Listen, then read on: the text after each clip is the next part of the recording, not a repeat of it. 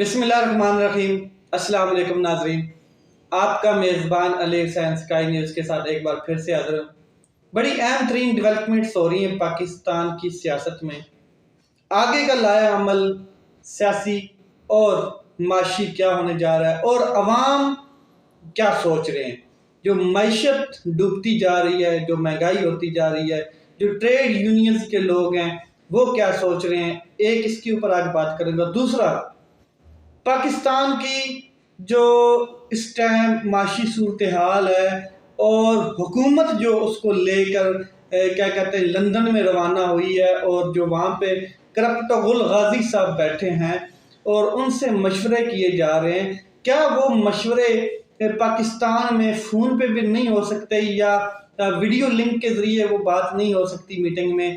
لازمی پورے کا پورا ٹولہ جو ہے عوام کے پیسوں سے عیاشیاں کرتا ہوا لندن پہنچے اور وہاں جا کے ان کو اعتماد میں لیا جائے، ایک چور کو، ایک کرپٹ شخص کو، اور وہ بتائے گا جی اس وقت پاکستان کی صورتحال کو کس طرف جانا چاہیے۔ یعنی کہ ایک چور بتائے گا کہ پاکستان میں کیا ہونا چاہیے۔ تو یہ پاکستان میں کیا رہ کر نہیں ہو سکتا، یا پاکستان میں بیٹھے بیٹھے ان کو کال کر کے یا ان کے ذریعے ویڈیو لنک کے ذریعے ان کے ساتھ بات کر کے یہ بات نہیں کی جا سکتی۔ اس کے اوپر بات کریں گے کہ اس کے پیچھے ریزن کیا ہے۔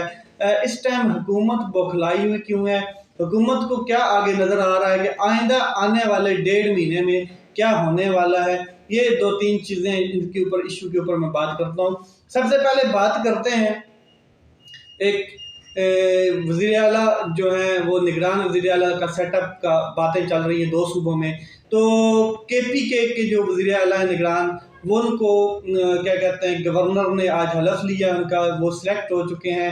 ان کا نام ہے جناب اعظم خان صاحب، اور یہ اپوزیشن لیڈر جو اکرم درانی صاحب تھے ان کی، اور جو حکومت کے CM صاحب تھے KPK میں محمود خان صاحب جو ہیں، ان کے بیچ میں اس کے اوپر کنسنسس ہوا ہے، اور اس نام کے اوپر دونوں متفق تھے، جس کی وجہ سے گورنر جو تھے، گورنر صاحب جو غلام صاحب ہیں، انہوں نے ان کو وزیر اعلیٰ منتخب کر دیا ہے، غلام علی صاحب جو ہیں گورنر KPK۔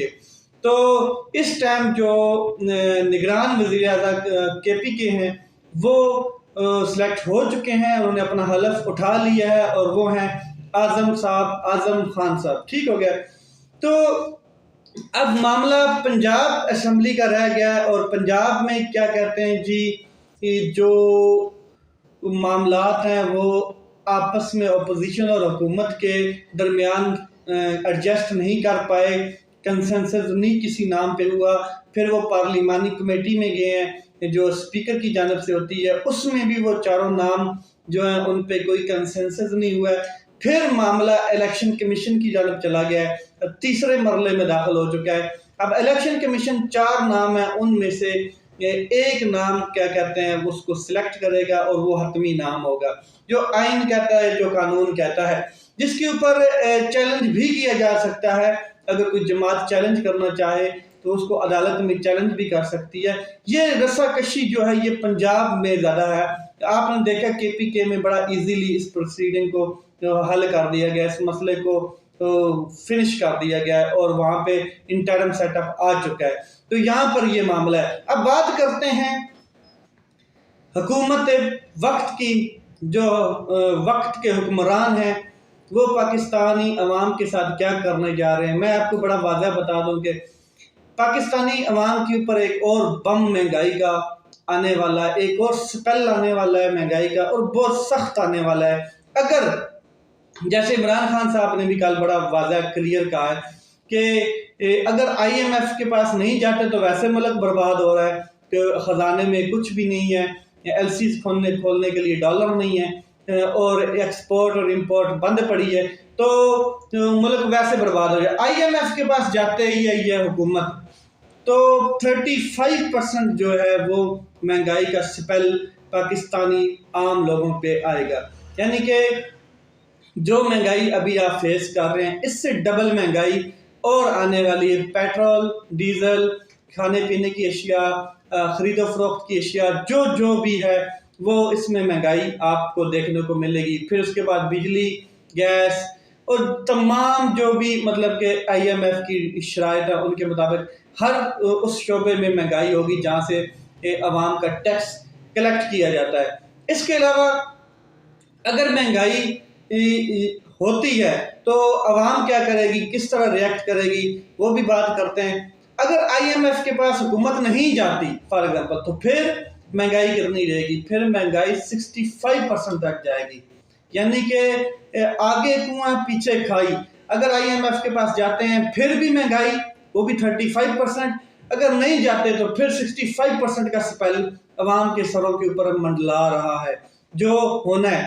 اب عوام کیا رد عمل کرے گی؟ ایک سینئر اینالسٹ ہیں، انہوں نے ایک بہت زبردست اینالسٹک ویو اپنا دیا ہے اور وہ حقیقت بھی ہے، کیونکہ جو پاکستان کی ٹریڈ یونین ہے وہ اکٹھی ہو رہی ہے، ان کو کیا کہتے ہیں، ان کے پیسے جو بھی انویسٹ ہیں وہ ان کو پروفٹ نہیں مل رہا ہے، ایک چیز. اور دوسرا ان کے کاروبار ٹھپ ہو چکے ہیں، بالکل ختم ہو چکے ہیں. پروفٹ تو بہت دور کی بات ہے، جو ان کی اپنی کیا کہتے ہیں کھانے پینے کی چیزیں ہیں ان کے اوپر بھی مہنگائی اتنی ہے، کوئی ایکسپورٹ نہیں ہے، کوئی امپورٹ نہیں ہے، مہنگائی کے مارے ہوئے لوگ ہیں. ٹھیک ہے، یہ آہستہ آہستہ اکٹھے ہو رہے ہیں. اس کے علاوہ فلڈ متاثرین جو تھے ان کو بھی کوئی ریلیف نہیں ملا، مطلب حتمی جو ریلیف ہوتا ہے جو دینا چاہیے تھا، جو گورنمنٹ کی طرف سے ملتا ہے اور جو پیسہ دینا چاہیے تھا وہ بھی نہیں، کیونکہ خزانے میں تو پیسہ ہی نہیں ہے. تو متاثرین کو پیسہ کہاں سے ملتا؟ یہ دو مین چیزیں جو ہیں یہ اس میں ڈائریکٹلی عام لوگ انوالو ہیں، ٹریڈ یونینز کے لوگ بھی اور متاثرین جو ہیں فلڈ کے. یہ کہا یہ جا رہا ہے کہ اگلے 1.5 مہینے کے اندر یا 1.5 مہینے کے قریب اسلام آباد کو یہ لوگ گھیر لیں گے، قابو میں لے لیں گے. کیوں کہ یہ کراؤڈ یہ اکٹھا ہوگا، یہ احتجاج کرے گا، یہ پروٹیسٹ کرے گا اور اسلام آباد کی طرف روانہ ہو جائے گا. اس کی وجہ یہ ہے کہ یہ لوگ ایک غربت میں مارے پڑے ہیں، ان کے پاس اب کچھ نہیں رہ گیا ہے اور دن بدن مہنگائی اوپر سر پہ آ رہی ہے، کھانے کے لیے ان کو کچھ نہیں مل رہا، تو انہوں نے بھی نکلنا ہے. اور جو حکومت ہے، حکومت کو بڑا روز روشن کی طرح یہ چیزیں واضح ہو رہی ہیں کہ ایک تو ہماری سیاست کا قبرستان بن چکا ہے. جیسے کہ امین الحسنات صاحب نے اب کیا کہتے ہیں سرگودا سے PTI میں شمولیت اختیار کی. امین الحسنات صاحب کا بہت بڑا بیک گراؤنڈ ہے، پیر صاحب ہیں، اور وہ پیر کرم شاہ جو بھیرا شریف کی گدی نشین ہیں ان کے کیا کہتے ہیں صاحبزادے ہیں، اور وہ پہلے مسلم لیگ نون کے MPA رہ چکے ہیں. ٹھیک ہو گیا. اس کے بعد اب انہوں نے PTI میں شمولیت اختیار کر لی ہے. ان کو واضح یہ چیز نظر آ گئی ہے کہ عوام اس ٹائم کیا سوچ رہے ہیں اور حکمران کیا کر رہے ہیں، تو دونوں اپوزنگ ہے، ہر چیز مطلب اپوزٹ ہو رہی ہے. تو انہوں نے بھی جھٹکا دے دیا مسلم لیگ نون کو، اور مسلم لیگ نون کو یہ واضح ہو چکا ہے کہ ہمارا جو سیاسی قبرستان ہے پنجاب میں بن چکا ہے. تو اس لیے حکومت کے پاس جو آگے چیلنج آ رہے ہیں وہ دو یہ ہیں کہ ایک پنجاب اسمبلی، ایک KPK اسمبلی میں الیکشن کروانا ہے، جس کے لیے انہوں نے کچھ 18 ارب کے قریب پیسے الیکشن کمیشن کو بھجوائے بھی ہیں، جو انہوں نے موصول کر لی، جس کی تصدیق بھی ہو چکی ہے. مگر یہ کم ہے، اس کے علاوہ جنرل الیکشن میں بھی جانا ہے، اور وہ سیٹیں جو خالی ہوئی ہیں قومی اسمبلی کی ان پہ بھی الیکشن ہونا ہے، بائی الیکشن. تو یہ پیسہ بھی حکومت وقت کو دینا ہے. تو یہ ساری سچویشن دیکھتے ہوئے حکومت وقت نے ایک کیا کہتے ہیں میٹنگ کی ہے لندن میں، کیا کہتے ہیں چور اعظم کے ساتھ آپ کہہ لیں، کرپٹ غل اعظم کے ساتھ آپ کہہ لیں، جو بھی کہہ لیں، اس کے ساتھ مشورہ کیا. اور وہ مشورہ ٹیلی فون پہ بھی ہو سکتا تھا، اس کے مشورہ واٹس ایپ پہ بھی ہو سکتا تھا، ویڈیو لنک کے ذریعے بھی وہ میٹنگ بلائی جا سکتی تھی. لیکن نہیں، عوام کا خزانہ ہاتھ لگا ہوا ہے اور ان کو پتہ کہ یہ آخری چانس ہے. اگلا پتہ نہیں ہمیں حکومت ملے یا نہ ملے. پنجاب میں ویسے نہیں ملنی، KPK میں تو کبھی مل ہی نہیں سکتی، سندھ میں آگے بیٹھا ہے زرداری، بلوچستان میں ویسے مشترکہ آتی ہے. تو ہمارا پنجاب بھی ہمارے سے سیاسی قبرستان بن چکا ہے. لوگ چینج ہوتے جا رہے ہیں، پارٹی چینج کر رہے ہیں، بڑے بڑے اثر رسوخ والے لوگ اور بڑے ماہناز لوگ جن کے پیچھے کروڑوں لوگ کھڑے ہوتے ہیں، انہوں نے پارٹی چینج کرنی شروع کر دی ہے۔ اور کیا کہتے ہیں، میں آپ کو بتا دوں کہ دراڑیں پیدا ہونی شروع ہو چکی ہیں کہ مسلم لیگ نون کے جو حلقے ہیں اس میں، جب تک کرپٹبل غازی اپنی ضد میں کھڑے ہیں تو ان کو پتہ ہے کہ اب ہمارے ہاتھ میں کچھ نہیں رہنا، اس لیے کچھ نہ کچھ کر کے کیا کہتے ہیں الیکشن میں جائے، ورنہ جتنے ہم لیٹ ہوں گے، جتنی دیر سے جائیں گے، ہم برباد ہو جائیں گے، ہمارے پلے کچھ نہیں رہنا ہے، یہ حقیقت ہے۔ اس کے بعد عمران خان صاحب نے کل ایڈریس کیا ہے پاکستان کے جتنے بھی وکلاء ہیں ان کے ساتھ، اور ان کو واضح یہ ہدایت کی ہے کہ اس ٹائم جس سچویشن میں ملک ہے، جس سچویشن میں ہمارا کنٹری کھڑا ہے، وہ صرف اور صرف ایک ہی چیز سے بچ سکتا ہے، رول آف ریگولیشن کے ساتھ، انصاف کے ذریعے۔ اور انصاف آپ لوگ وکلاء لوگ، انصاف برادری کے لوگ جو ہیں وہ پاکستان میں امپلیمنٹ کر سکتے ہیں انصاف، کیونکہ جو حکومت آئی ہے، آپ اندازہ لگا لیں کہ مجھے قاتلانہ حملہ مجھ پر ہوا، 4 گولیاں لگی، اور میری کیا کہتے ہیں کسی نے بات نہیں سنی، حالانکہ میں ایکس پرائم منسٹر ہوں، 4 صوبوں میں حکومت ہونے کے باوجود میری ایف آئی آر کسی نے درج نہیں کی۔ یہ قانون کا عالم ہے، یہ انصاف کا پاکستان میں عالم ہے۔ ارشد شریف صاحب کو پاکستان سے کیسے بھگایا گیا، اور پھر جب ان کو مجبور کیا گیا پاکستان سے جانے کے لیے، وہ چلے گئے، پھر دبئی بھی ان کو ٹکنے نہیں دیا گیا، ادھر سے وہ کینیا گئے، کینیا میں ان کے اوپر کیسے اٹیک کروایا گیا، اور یہ ساری چیزیں کیا کہتے ہیں کروائی گئی، کہاں پہ ان کا پلان بنے، لندن میں بنے یا واشنگٹن میں بنے، جہاں پر بھی بنے۔ لندن میں پلان کی وہ جو تسنیم حیدر شاہ ہیں، انہوں نے بھی اس کی تصدیق کی تھی کہ لندن میں پلان 2-3 مرڈرز کے بنے ہیں۔ تو یہ آپ اندازہ لگا لیں کہ اب تک کسی کو انصاف نہیں مل رہا۔